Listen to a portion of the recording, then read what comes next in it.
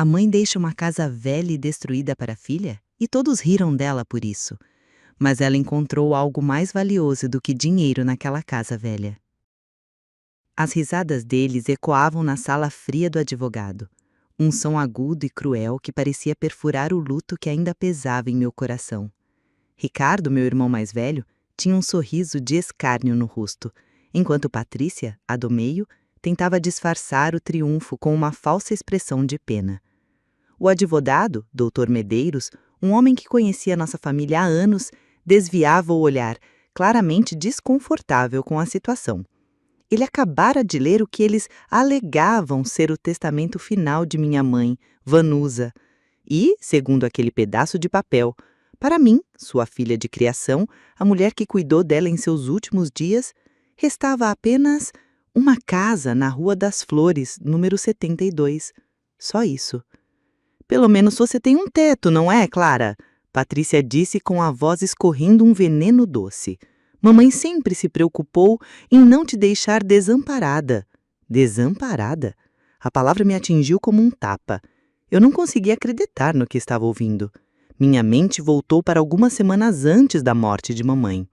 Eu estava sentada ao lado de sua cama, segurando sua mão frágil e enrugada. O cheiro de lavanda e remédios pairava no ar. Dr. Medeiros estava lá, sentado em uma poltrona com sua pasta de couro no colo. Mamãe, com a voz fraca, mas firme, ditou suas últimas vontades. Eu ouvi com meus próprios ouvidos. Ela deixou a empresa da família para Ricardo, que sempre sonhou em dirigi-la, e a casa principal para Patrícia, que adorava dar festas e manter o status social. Mas para mim, ela deixou todos os seus investimentos, suas economias, uma quantia que ela disse ser para garantir que eu nunca mais passasse por nenhuma dificuldade na vida. Você merece paz, minha filha. Você foi a única que esteve aqui, ela me disse, apertando minha mão. E agora, aquele momento parecia um sonho distante, uma mentira. Meus irmãos que mal a visitavam, que ligavam apenas em datas comemorativas, estavam ali, dividindo entre si a fortuna que, em grande parte, deveria ser minha. E para mim, uma casa. Uma casa que eu nem lembrava que existia. Que casa é essa? Perguntei, a voz trêmula, ignorando a provocação de Patrícia. Ricardo riu, um som seco e sem alegria. Ah, você não lembra? É aquela casa velha no interior, em Vila Serena, onde a vovó morava. Mamãe nunca conseguiu vender aquilo. Está caindo aos pedaços, um verdadeiro presente de grego. As lembranças vieram em flashes. Vila Serena, uma cidadezinha parada no tempo. Eu tinha ido lá 1 ou 2 vezes quando era criança. Lembrava de um lugar empoeirado, com um quintal cheio de mato e paredes manchadas de umidade. Um lugar abandonado há décadas. Mas o testamento que mamãe leu na minha frente. Comecei, mas minha voz falhou. Dr. Medeiros pigarreou. Clara, este é o único documento oficial e registrado que me foi entregue por seus irmãos. Sinto muito, mas é o que tem validade legal. Ele não olhava para mim. Sabia que algo estava errado, mas suas mãos estavam atadas. O problema é que eu nunca fui registrada como filha de Vanusa. Ela me adotou de coração quando eu tinha 5 anos, depois que meus pais biológicos morreram em um acidente. Ela me deu amor, carinho, educação, mas a burocracia do registro sempre foi sendo adiada. Somos uma família, e isso é o que importa, ela sempre dizia. E para mim importava, mas agora, na fria letra da lei, eu era uma estranha, uma agregada que estava recebendo uma esmola para não causar problemas. Meus irmãos sabiam disso e usaram essa brecha para me destruir. Eu me levantei. Meu corpo todo tremia de raiva e de uma dor profunda, uma dor que ia além do luto. Era a dor da traição. Olhei para Ricardo e Patrícia, que me encaravam com olhares de superioridade. Eles não eram meus irmãos. Eram monstros que usavam o mesmo sangue. Fiquem com tudo, eu disse, minha voz soando mais forte do que eu me sentia. Aproveitem bem o dinheiro que vocês roubaram. Mas saibam que o que a mamãe me deu de verdade, o amor e o caráter dela, isso vocês nunca terão. Saí da sala sem olhar para trás. Peguei a chave velha e enferrujada que o advogado me estendeu. a única prova física da minha herança. Enquanto eu caminhava para fora do prédio luxuoso, o riso deles ainda parecia me seguir. No carro, a realidade me atingiu em cheio e eu desabei a chorar. Chorei pela minha mãe, chorei pela família que eu pensei ter e, principalmente, chorei pela humilhação. Todos riram de mim. A órfã, a filha de mentira, que no final ficou com as ruínas de uma casa esquecida. Naquele momento, com as lágrimas escorrendo pelo meu rosto, uma chama de vingança se acendeu dentro de mim. Eu não sabia como nem quando, mas eu faria com que eles se arrependessem. Eles riram de mim por ter ficado com uma casa destruída, mas eu ia transformar aquele monte de entulho em algo. E eu ia mostrar a eles e a mim mesma que o meu valor não estava no dinheiro que eles roubaram, mas na força que eles nem imaginavam que eu tinha. Minha vingança não seria sobre dinheiro, seria sobre mostrar a eles a vida incrível que eu construiria a partir das cinzas que eles me deixaram. Depois de dirigir por quase 5 horas, deixando para trás o barulho e o concreto da cidade grande, eu finalmente cheguei à Vila Serena. A cidade era exatamente como eu me lembrava, pequena, com ruas de paralelepípedo e um ar de que o tempo ali passava mais devagar. As pessoas se cumprimentavam na rua e o cheiro de pão fresco vinha de uma padaria na esquina.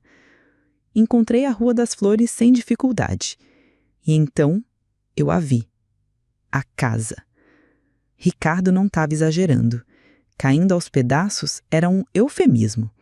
A pintura, um dia amarela, agora era uma crosta descascada de tons de cinra e mofo.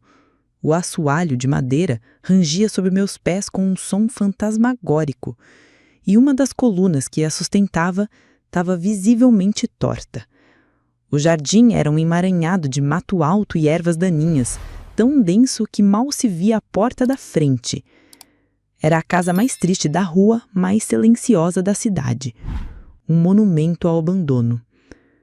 Quando girei a chave enferrujada na fechadura, a porta se abriu com um gemido de protesto, liberando um cheiro forte de poeira, umidade e madeira velha. Lá dentro, a situação era ainda pior. Os móveis que restaram estavam cobertos por lençóis brancos, que agora pareciam mortalhas cinzentas. O assoalho de madeira estava empenado em vários pontos e as paredes exibiam grandes manchas de infiltração. Em um canto, vi o rastro de cupim subindo pela parede como uma veia escura. Qualquer pessoa em sã consciência teria dado as costas e ido embora. Teria vendido aquele entulho por qualquer trocado só para se livrar do problema. E talvez fosse isso que meus irmãos esperavam. Mas, parada ali, no meio daquela decadência, algo diferente aconteceu comigo. Por trás do abandono, eu conseguia ver a estrutura da casa. As janelas eram amplas, o pé direito era alto. Havia uma lareira de pedra na sala que, sob a poeira, parecia imponente. Eu imaginei como seria aquela casa com vida nova, com as janelas abertas, o sol entrando, o cheiro de tinta fresca no ar. Em vez de desespero, senti um desafio, uma faísca de determinação. Aquela casa era como eu me sentia por dentro, abandonada, subestimada, deixada para apodrecer. E assim como ela só precisava de alguém que acreditasse em seu potencial. Eu não iria desistir dela. Eu ia reformá-la. Seria a minha vingança silenciosa. Eu transformaria aquele símbolo da minha humilhação no meu maior orgulho. No dia seguinte, comecei a minha jornada. Com o pouco dinheiro que eu tinha guardado, decidi que faria o máximo que pudesse por conta própria. Mas para um material pesado, eu precisaria de ajuda. Foi assim que eu entrei na única loja de material de construção da cidade. Constru Serena, dizia a placa. Atrás do balcão estava um homem que parecia ter saído de uma revista. Ele era alto, com ombros largos, um sorriso fácil e olhos castanhos que brilhavam com gentileza. Devia ter uns 30 anos. Quando eu entrei, coberta de poeira dos pés à cabeça, ele me olhou com curiosidade, mas sem julgamento. "Bom dia, em que posso ajudar?" Eu preciso de material para reforma, gaguejei, sentindo-me um pouco intimidada. Comprei a casa velha da Rua das Flores. Aqui era da família Medeiros. Um lampejo de surpresa passou por seus olhos. A casa da dona Vanusa? Puxa, ninguém mexe naquela casa há anos. Você tem um grande trabalho pela frente. Eu sei, respondi com um suspiro. Mas vou dar um jeito. Meu nome é Clara. Daniel, ele disse, estendendo a mão por cima do balcão. A mão dele era grande e forte, mas o toque foi suave. Então, Clara, o que você vai precisar para começar essa aventura? Passei a manhã inteira na loja. Daniel foi incrivelmente paciente. Ele não tentou me empurrar os produtos mais caros. Pelo contrário, me deu dicas de como economizar, quais materiais eram mais duráveis e até me ensinou a diferença entre os tipos de lixa. Ele parecia genuinamente interessado no meu projeto. Quando ele soube que eu planejava fazer a maior parte do trabalho sozinha, ele balançou a cabeça com um sorriso de admiração. Nos dias que se seguiram, minhas visitas à Constru Serena se tornaram diárias, e nossas conversas foram ficando mais longas. Daniel começou a passar na casa no final do expediente, com a desculpa de verificar se o material que entregou estava correto. Mas eu sabia que era mais do que isso. Ele me trazia um café, me ajudava a carregar um saco de cimento mais pesado ou simplesmente ficava ali, conversando comigo enquanto eu raspava a tinta velha de uma parede. Ele ouvia minha história não com pena, mas com uma empatia que aquecia o meu coração. Seus irmãos são os idiotas, ele disse um dia, sem rodeios, enquanto me ajudava a arrancar um pedaço de assoalho podre. Eles não têm ideia do que perderam, não a casa, você. O comentário dele me deixou sem palavras. Naquele ambiente de poeira e destruição, algo bonito estava florescendo. Daniel via além da minha aparência cansada e das minhas roupas sujas de tinta. Ele via a minha força, e eu via a bondade e a gentileza em cada gesto seu. Numa tarde chuvosa, quando uma goteira teimosa começou a pingar bem no meio da sala, ele subiu no telhado escorregadio sem hesitar para consertar o buraco. Quando desceu, encharcado, eu agradeci com lágrimas nos olhos. E foi então que ele se aproximou, limpou uma lágrima do meu rosto com o polegar e me beijou. Foi um beijo suave, sem pressa, com gosto de chuva e recomeço. Ali, no meio da minha casa em ruínas, com o som da chuva batendo nas telhas, eu encontrei algo que o dinheiro dos meus irmãos jamais poderia comprar. Encontrei um amor verdadeiro, um parceiro que não via em mim uma herança, mas uma mulher. Daniel não estava apenas me ajudando a reconstruir uma casa.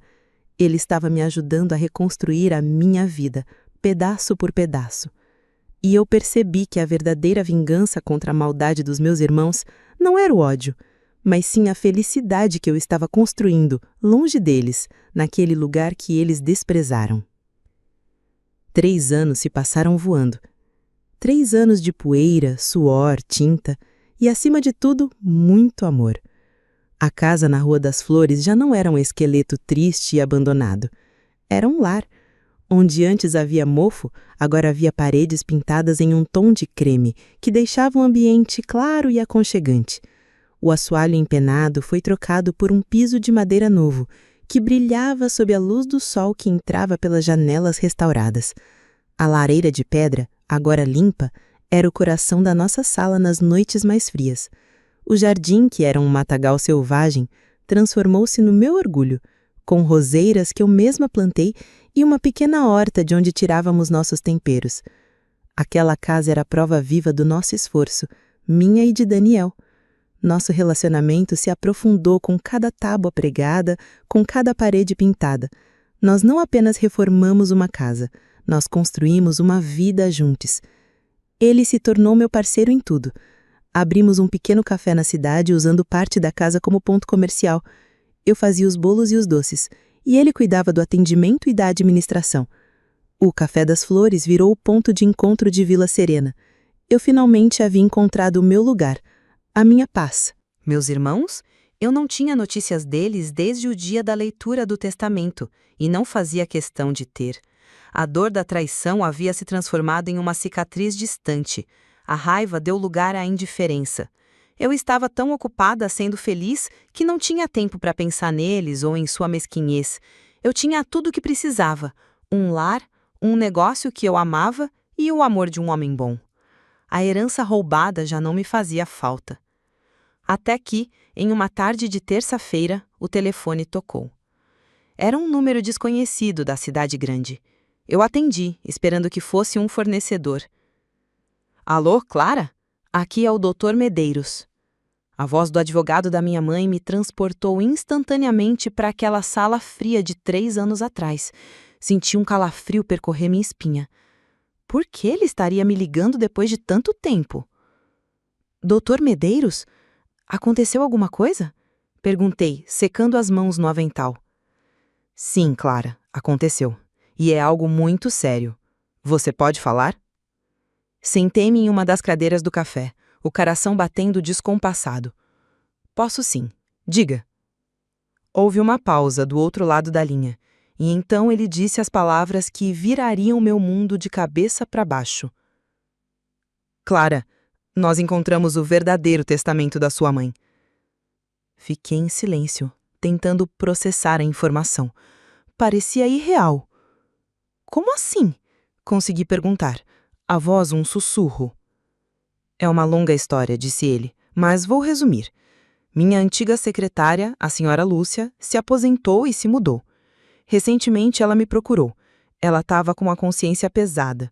Acontece que no dia em que seus irmãos me entregaram o testamento que foi lido, ela viu quando Ricardo trocou os documentos na minha pasta. Ela se lembrava perfeitamente de ter arquivado a versão original, aquela que sua mãe redigiu na sua presença. Ela não disse nada na época por medo de perder o emprego, pois Ricardo a ameaçou. Mas ela guardou uma cópia do documento original, escaneada no computador dela como uma espécie de seguro. Eu mal conseguia respirar.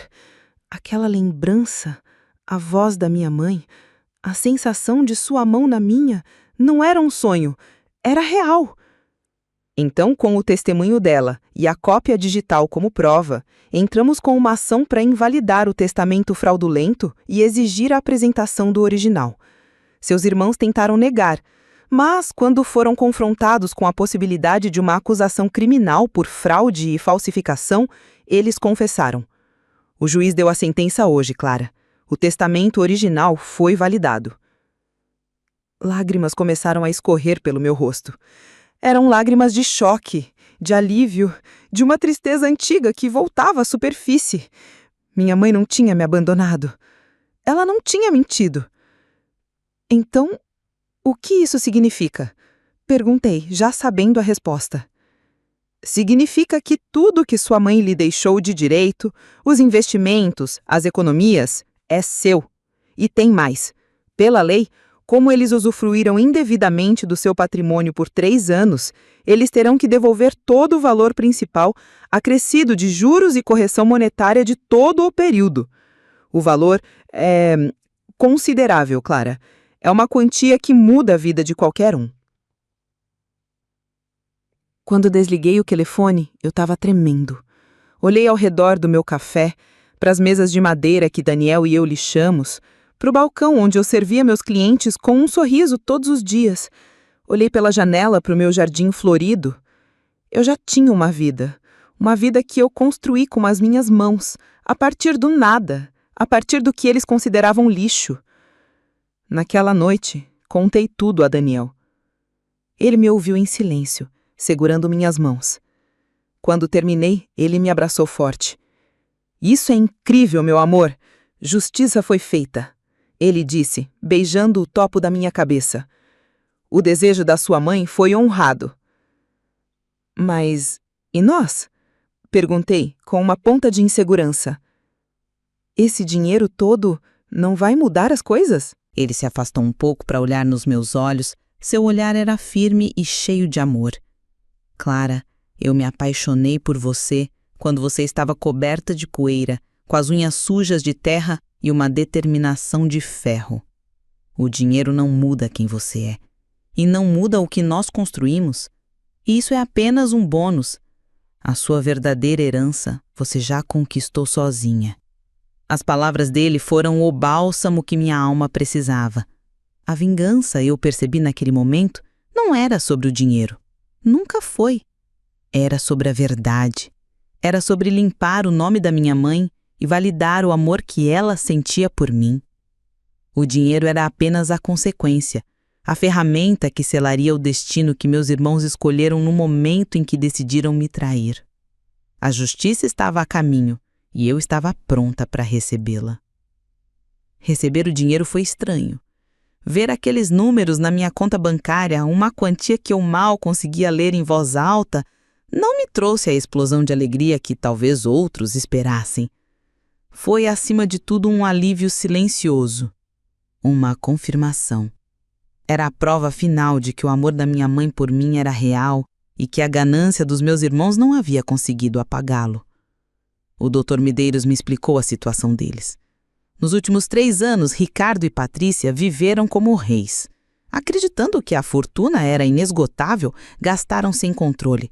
Compraram carros de luxo, fizeram viagens extravagantes e investiram em negócios arriscados que não deram em nada. Quando a ordem judicial chegou, o castelo de cartas deles desmoronou. Eles não tinham o dinheiro para me pagar. Para quitar a dívida comigo, a dívida que eles mesmos criaram, Ricardo teve que vender a empresa da família, o sonho de sua vida, por uma fração do seu valor real. Patrícia teve que vender a casa principal, o palco de suas festas e de sua vida social. Em poucos meses, eles perderam tudo. O status, a riqueza, os amigos interesseiros, perderam tudo aquilo que usaram para me humilhar.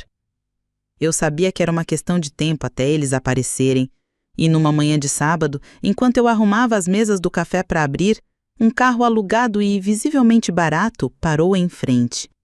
Dele saíram Ricardo e Patrícia. Estavam diferentes. As roupas de grife foram substituídas por peças simples e mal ajustadas.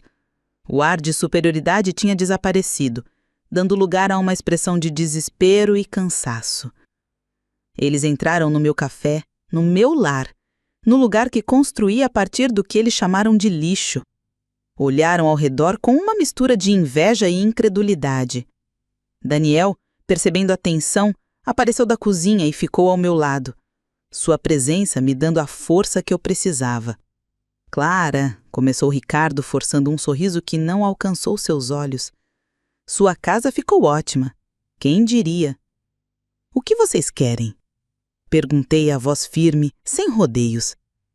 Patrícia deu um passo à frente, os olhos já amarejados. Era uma atuação e nós 3 sabíamos disso. Nós viemos pedir ajuda, Clara. Somos família. Você não pode nos deixar na rua. Estamos sem nada. Por favor, você precisa nos ajudar. Eu olhei para ela, para o seu rosto contorcido em uma súplica falsa. Lembrei-me do sorriso venenoso na sala do advogado. Lembrei-me de suas palavras. Pelo menos você tem um teto. Família? Repeti, e uma risada curta e sem alegria escapou dos meus lábios. Onde estava essa família quando vocês riram de mim enquanto me davam uma casa em ruínas? Onde estava a família quando vocês roubaram o que a nossa mãe, a mulher que me criou, me deixou de direito? Foi um erro, Clara. Nós fomos gananciosos. Nós erramos, disse Ricardo elevando a voz. Mas você tem tudo agora. Tem dinheiro mais do que suficiente. Pode nos dar uma parte. É o mínimo que você pode fazer. Foi nesse momento que a vingança que eu tanto desejei se materializou. Mas não era um sentimento explosivo ou odioso. Era uma clareza calma e cortante.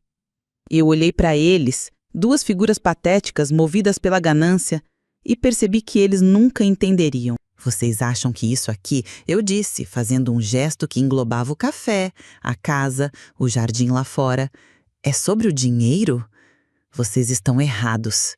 Isso aqui foi construído com trabalho, com as minhas mãos cheias de calos, com a ajuda de um homem que me amou quando eu não tinha nada além de um monte de entulho. Vocês riram de mim porque minha herança foi esta casa. Mas vocês não entendem. Esta casa me deu tudo. Fiz uma pausa, olhando fundo nos olhos de cada um. Ela me ensinou o meu próprio valor.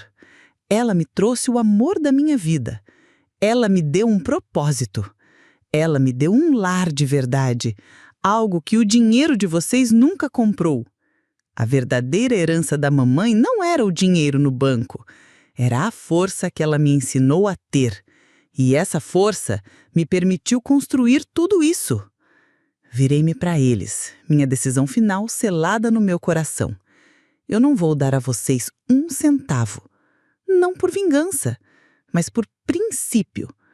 Vocês precisam aprender a viver com as consequências das suas escolhas, assim como eu aprendi. Agora, por favor, saiam da minha casa. Eles ficaram paralisados por um instante, o choque estampado em seus rostos.